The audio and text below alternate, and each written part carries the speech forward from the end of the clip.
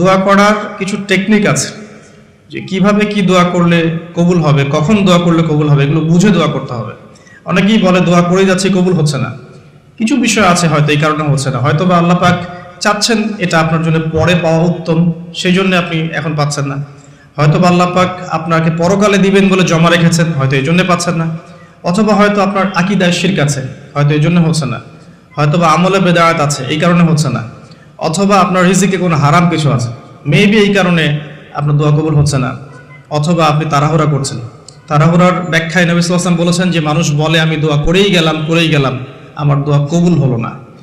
তো আমরা জেনে নিব যে কোন কোন জায়গায় কিভাবে দোয়া করলে দোয়া কবুল হবে। এই বইটার মধ্যে সবই দেয়া আছে, হিসনুল মুসলিম বইটার মধ্যে।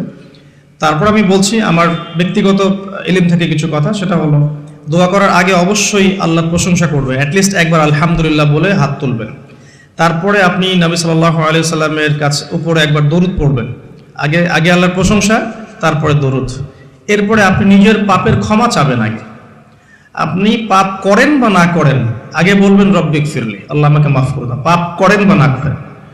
এটা সুলাইমান আলাইহিস সালামের সেই দোয়া থেকে আমি শিক্ষা নিয়েছি। সুলাইমান আলাইহিস সালাম যে বিখ্যাত দোয়ায় বলেছিলেন যে আল্লাহ আমাকে এমন মুলক এবং রাজত্ব দান করুন যে মুলক আর রাজত্ব আপনি কাউকে কখনো দেননি।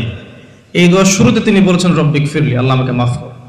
তো এটা আদব, দোয়ার আদব হচ্ছে আগে নিজের ক্ষমা চাওয়া, আল্লাহর কাছে নিজের ভুলের ক্ষমা চাওয়া, তারপরে দোয়া করা। হামদ সানা, দরুদ, এরপরে আপনি ক্ষমা চাবেন। এবার আপনি দোয়াগুলো করবেন আপনার মন থেকে। আরবি দোয়া জানা থাকলে আরবিতে দোয়া করবেন, কারণ আপনি আপনার রবের সাথে আরবি দিয়ে কথা বলবেন, এর চেয়ে আসলে গর্বের কি হতে পারে? আরবি ভাষা কেন শিখব, কি দরকার আছে? এটা কি সাম্প্রদায়িকতা? আল্লাহ রাব্বুল আলামিনের আল্লাহ পাক যে ভাষায় কোরআন নাজিল করেছেন, আল্লাহ পাক যে ভাষায় কথা বলেছেন কোরআনে, সেই ভাষায় আমি আল্লাহর সাথে কথা বলছি, এর চেয়ে গর্বের কি আছে আমার জন্য? আরবি কেন শিখছি, কেন শিখবো? এই ভাষা দিয়ে আমি আল্লাহর সাথে কথা বলবো।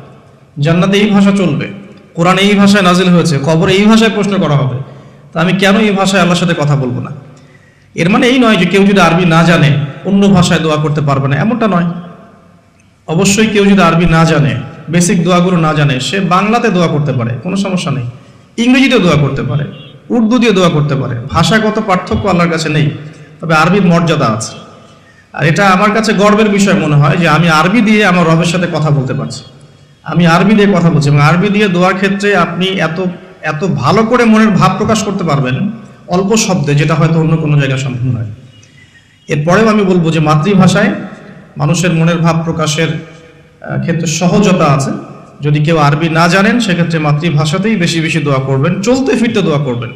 নির্দিষ্ট সময়েই দোয়া করতে হবে এমন নয়, রোজা রেখে সারাটা দিন যখনই আপনার মন চাচ্ছে, মনের মধ্যে একটা কিছু চাহিদা আসছে, আপনি দোয়া করে ফেলবেন।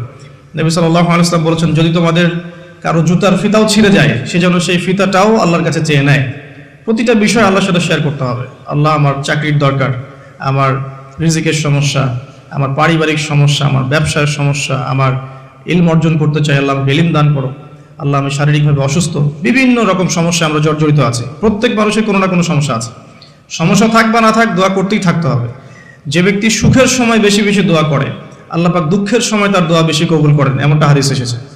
যে ব্যক্তি সুখের সময় ভালো আছে, এখন আমার ফিজিক্যাল আমি ফিট, এখন আমি আল্লাহ পাকের অসীম নিয়ামতের মধ্যে আছি, বাড়ি গাড়ি টাকা করি, আত্মীয় স্বজন, স্ত্রী সন্তান সবই আছে, আমার কোনো কিছুর অভাব নাই। এরকম সুখের সময় যে ব্যক্তি বেশি বেশি দোয়া করবে, ইস্তেগফার করবে, ক্ষমা চাবে, আল্লাহ পাক দুঃখের সময় সেই বান্দার পাশে থাকবেন ইনশাআল্লাহ। আর সবচেয়ে বড় দুঃখের দিন তো কিয়ামতের দিন, আল্লাহ পাক সেদিন ইনশাআল্লাহ আমাদের সাথে থাকবেন ইনশাআল্লাহ তাআলা। দোয়ার আগে এই আদবগুলো মেনটেন করবেন। বাংলা ভাষায় দোয়া করেন যদি আরবি না জানেন। আর আরবি জানার দিকে আমি বেশি জোর দিচ্ছি, আরবি জানলে বেশি ভালো হয়। 3 ব্যক্তির দোয়া ফেরত দেওয়া হয় না। একজন মুসাফির, যে ব্যক্তি সফরের মধ্যে আছে, আল্লাহর কাছে দোয়া করলেই দোয়া কবুল হবে ইনশাআল্লাহ। একজন ব্যক্তি যে পিতা বা মাতা হয়েছে, তার সন্তানের জন্য দোয়া করলে দোয়া কবুল হবে ইনশাআল্লাহ।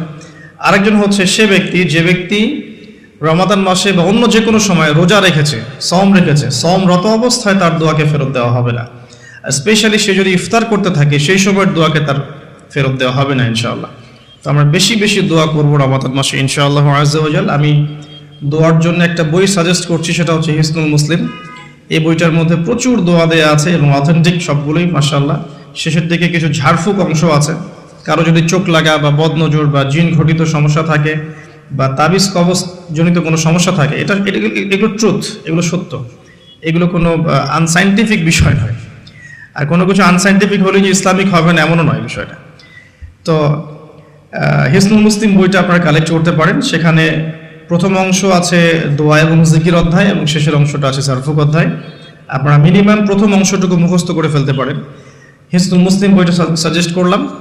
এবং দোয়া করার কিছু টাইম আমি বলছি যে এই সময়গুলো আপনি বেশি বেশি দোয়া করতে পারেন। রোজা রেখে সারাদিন দোয়া করতে পারেন যে কোনো সময়, স্পেশালি নামাজের সেজদায় একটা সেজদাও যেন বাদ না যায় যেখানে আপনি কোনো দোয়া করেন নাই। অ্যাটলিস্ট আপনি কিন্তু সেজদায় তাসবিহ পড়েই বলতে পারেন, আল্লাহুম্মা আতিনা ফিদ দুনিয়া হাসানা ওয়া ফিল আখিরাতি হাসানা ওয়া কিনা আযাবান নার, আল্লাহুম্মা আইনি আলা যিকরিকা ওয়া শুকরিকা ওয়া হুসনি ইবাদাতিক, যে কোনো দোয়া। আল্লাহুম্মা আনতাস সালাম ওয়া মিনকাস সালাম ফাহাইয়িনা রাব্বিনা বিস সালাম, আল্লাহুম্মা ইন্নী আসআলুকাল হুদা ওয়াত তুকা ওয়াল আফাফা ওয়াল গিনা, কত দোয়া আছে। রব্বি হাবলি মিনাস সালিহিন, আল্লাহুম্মা রব্বানা আতিনা ফিদ দুনিয়া হাসানা ওয়া ফিল আখিরাতি হাসানা ওয়া কিনা আযাবান নার, রব্বিরহামহুমা কামা রাব্বায়ানি সগীরা, রব্বানা আতিনা মিন লাদুনকা রাহমা ওয়া হাইয়্যি লানা মিন আমরিনা রাশাদা। প্রচুর দোয়া আছে, দোয়ার উপর সেশন করা যাবে।